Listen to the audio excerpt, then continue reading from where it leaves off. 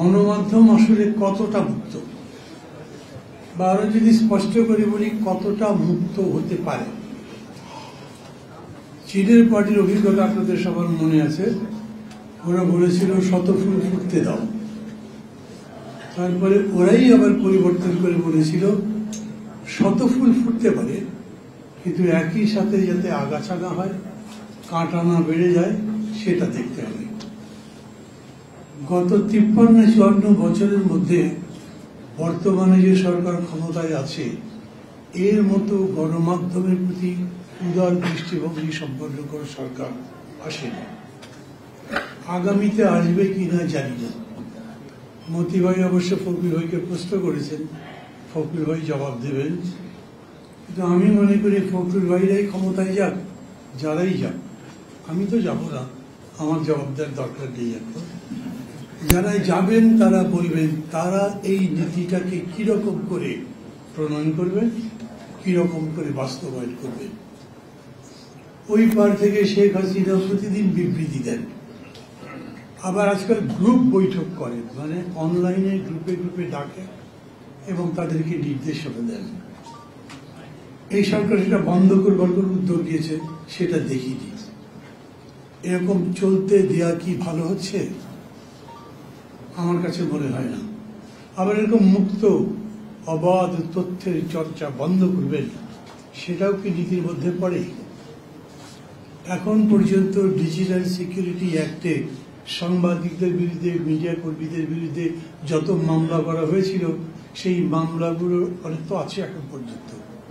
আচ্ছা, ডক্টর ইউনূসের মতো মানুষ যিনি বলেন তোমরা প্রাণ ভরে সমালোচনা করো, এমনকি আমারও সমালোচনা করতে পারো, উনি এই মামলাগুলো তুলল না কেন?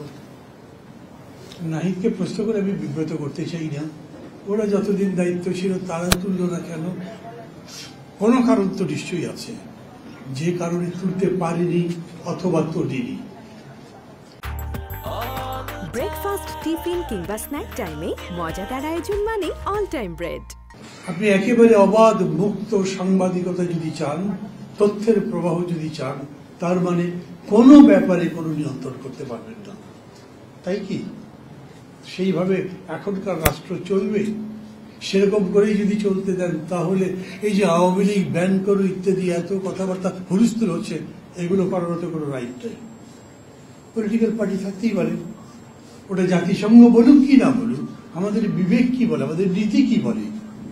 ওই কারণেই যখন আপনি গণমাধ্যমেরও নীতি করতে যাচ্ছেন, তখনও এই প্রশ্নগুলো আমি মনে করি আসা দরকার। আমি এডিটর্স কাউন্সিলকে এই জন্য ধন্যবাদ দিই, এবং বিশেষ করে মতি ভাই খুব কম কথা বলেন। এমনিতে যখন অনুষ্ঠান করেন, টক শো করেন, তখনও তো কথাই বলতে চায় না। এখন আর কথা নিরাপদ, হ্যাঁ, কথাই বলতে চায় না উনি। এখন উনি কথা বলতে চাননির মধ্যেও বলেছেন ফখরুল ভাই কি করবেন বলেন তো ক্ষমতায় গেলে। এটা একটা হিউজ কোয়েশ্চেন, পুরা দেশের মানুষের মধ্যে প্রশ্ন। এই সরকারটা যাবে, তারপরে বিএনপি এসে আবার আগের মতো করবে না, বাড়াবাড়ি করবে। যা যা করছে বাবা, এটাই তো দেখছি, পরে যেন কি হয়।